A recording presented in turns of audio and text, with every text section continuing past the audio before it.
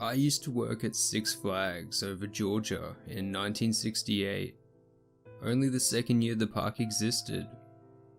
I knew all the original rides by heart. Log Jamboree, Dahlonega Mine Train, The Great Gasp, all of them.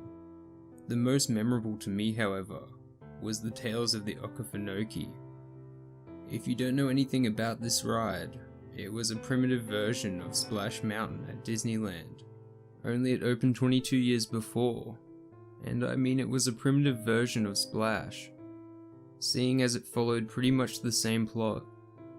In it, you followed Mr. Rabbit, as he evaded the hungry clutches of cunning Mr. Fox and dumb Mr. Bear. Sound familiar? Now, I have an extreme fear of anything big and scary. This included people in costumes, and more importantly, animatronics. And the Okefenokee, or as we called, the Okie, was full of just those.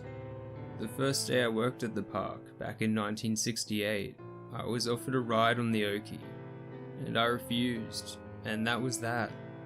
Until the last day of the 1980 season.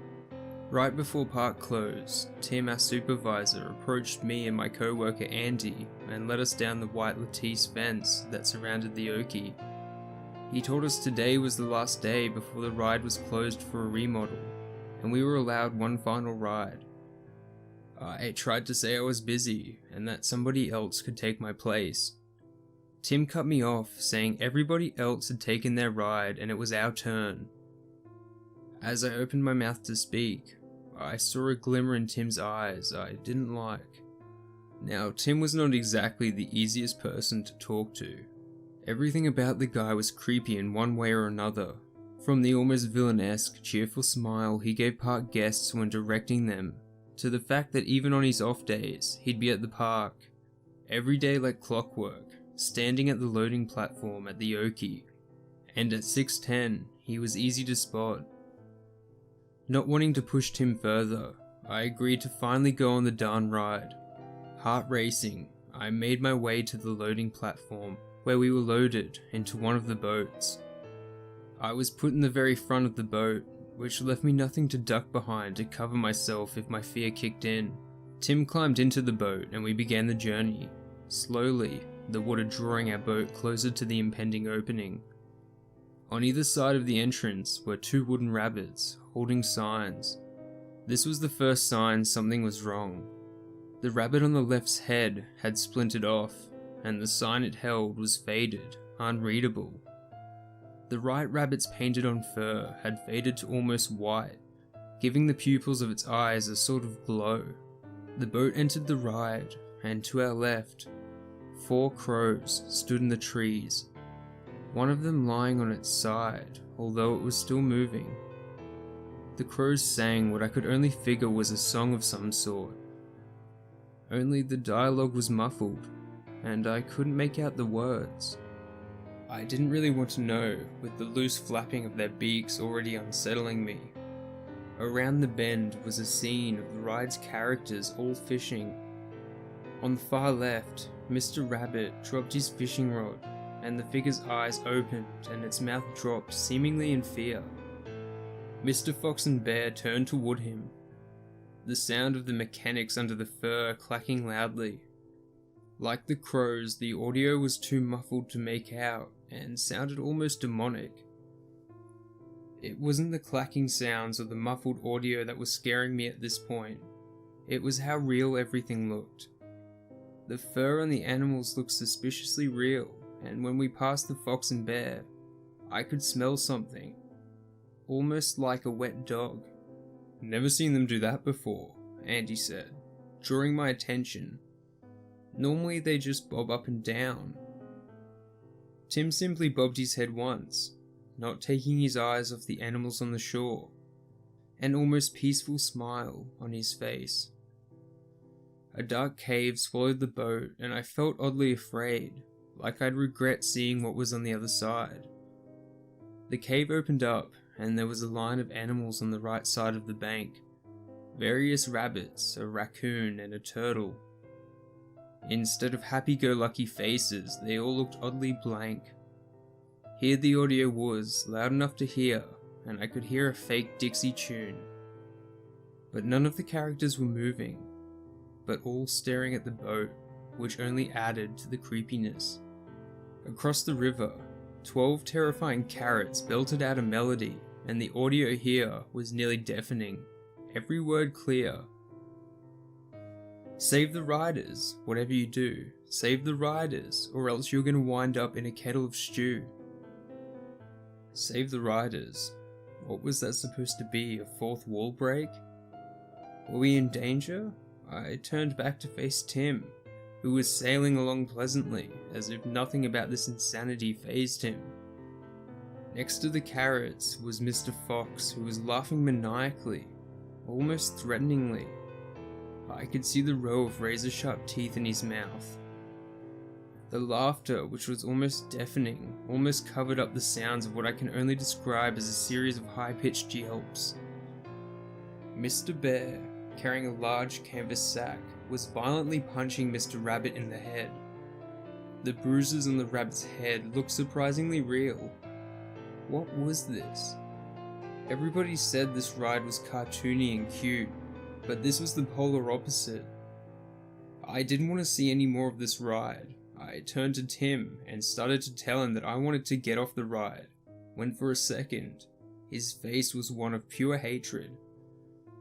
We ducked under some overhead foliage, and when we re-emerged, Tim just stared ahead.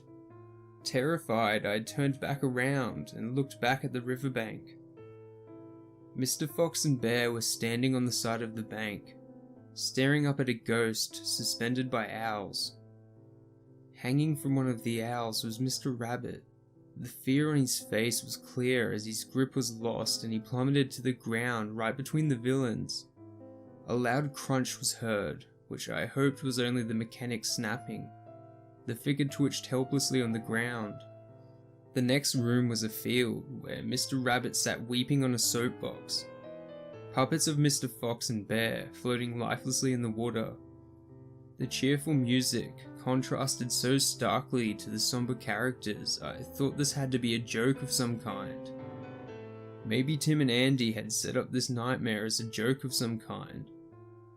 Across the stream, several rabbits sat, also saddened by something. A sickly, skeletal cow stood, horns attached to a tree. Before our eyes, the cow gave a loud moo and collapsed. The smell of what was clearly rotting meat rose up from the cow. This kicked a new fear into my mind. These things were real. Ahead were the crows again. The dialogue dropped to a staticky whisper, muffling the sounds of their voices. But I got the message. We were in danger. Another cave, this time pitch black, with the only light coming from up ahead. A sound that could have only been a gunshot caused me to duck down under the rim of the boat. The fire ceased and I looked up. Mr. Fox and Bear were back. Only this time, Mr. Bear was shooting our boat with a 12-gauge shotgun. Next to him was Mr. Fox, holding Mr. Rabbit by the neck, holding a knife to the rabbit's neck. What the fuck was this? I was about to flee the boat when next to me, Andy's head exploded. Smoke curled from the bear's shotgun as a demonically low laughter filled the cavern. Andy's body slid into the water and disappeared. I screamed and quickly stood, ready to leap to the bank. Behind me, a low voice rumbled, as if right beside me. As you travel and float, stay in the boat. I looked back at Tim, still oddly peaceful, but his eyes flashed, and in that split second, I saw in his eyes a glow I'd never seen, something alive. I slowly sat back down, and I saw the glow reside from Tim's eyes. From up ahead, I heard a voice chant, "Beware, beware." I looked up to see Mr. Fox standing above the river, somehow ahead of us. Held by the neck again was Mr. Rabbit, fear on his face. In one swift motion, Mr. Fox snapped Mr. Rabbit's scrawny neck and he went limp. Thunderous laughter erupted as the boat plunged down a waterfall. At the bottom, it was pitch black, and there was absolutely no music. I heard splashes in the water, expecting Mr. Fox or Bear to spring out at any moment. After what seemed like forever, we floated into another cavern. This time, we were in an underground burrow, where several weeping rabbits were all gathered around the table. Mr. Fox stood at the table, butchering the remains of Mr. Rabbit. On each of the plates, a different piece of Mr. Rabbit. Over the gruesome scene, an almost terrifying Christmas carol played. The audio distorted. The final room was another field, and this time all the characters were staring directly at us. There was no music, only the echoing sound of all the characters' mouths slamming open and closed as they chanted in unison. "Welcome neighbor, welcome to the Okefenokee. Welcome neighbor, welcome, you surely made our day. Should have seen us sitting here, we thought you'd never get here. Sure glad you did, so let's get on our way. Let's get on our way. Let's get on our way. Let's get on our way." On the final way, all the characters froze, and the lights in the scene promptly went out. The only sign of light, the exit to the ride at the end of the tunnel. This was all the motivation I needed to flee. I climbed out of the boat and took off running toward the exit of the ride. I expected the animals or Tim to start chasing me, but they just turned their heads to stare as I ran. I stopped running once I reached the loading platform, and the boat, empty except for Tim, pulled up behind me. He calmly climbed out of the boat and stared at me. I stared back, trembling in fear before stammering, "What the fuck was that? Where's Andy?" Tim smiled, like he was about to direct me to Log Jamboree. Only this time much wider, much more dangerous than the smile he gave guests. That's what my once beautiful ride has become. 12 years of horror, he stated calmly, not mentioning Andy. "Where's Andy?" I asked, again, a little louder. "Who the fuck are you anyway?" Tim's smile widened. "I was created on the day this ride opened, June 1st, 1968. You think the animals in there were animatronics?" He barked a short, humorless laugh. "I was created to keep them in check. The Crofts aren't puppeteers, they're magicians." I was about to ask about Andy again, when Tim continued, his voice now the rumble I'd heard on the ride. "Over the years, the 12 long years, do you know how many children I heard weep at the arsenal? The storm? Endless.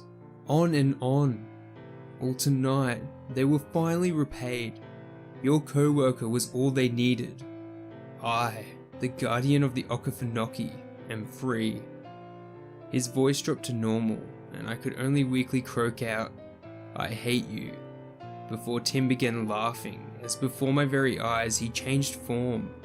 Where my supervisor for the last 5 years had been, was a creature I can only describe as short, hair-covered, humanoid figure, with the teeth and feet of a rabbit, tail of a fox, and the ears of a bear, covered in an oily maroon substance that dripped onto the pavement.